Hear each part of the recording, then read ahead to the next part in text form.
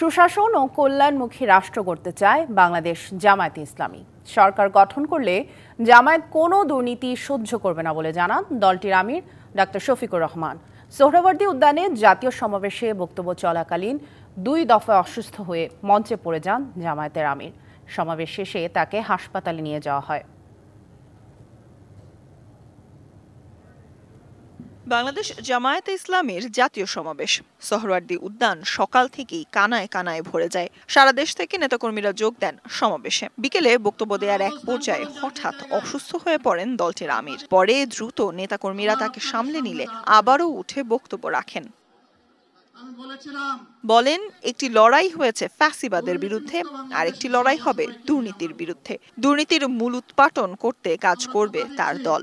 একটা লড়াই হয়েছে ফ্যাসিবাদের বিরুদ্ধে, আর একটা লড়াই হবে দুর্নীতির বিরুদ্ধে ইনশাআল্লাহ।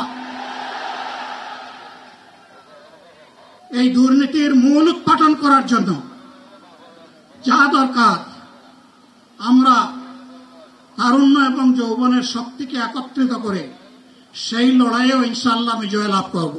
বক্তব্যের এক পর্যায়ে আবারও অসুস্থ হয়ে পড়েন। এরপর কিছুটা সুস্থ বোধ করলে মঞ্চে বসে বসেই বাকি বক্তব্য শেষ করেন।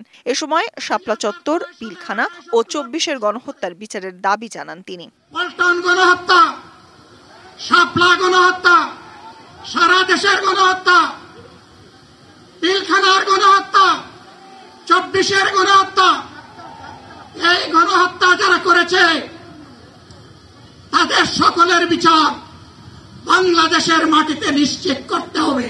এতগুলো মানুষ এমনি এমনি জীবন দেয় নাই,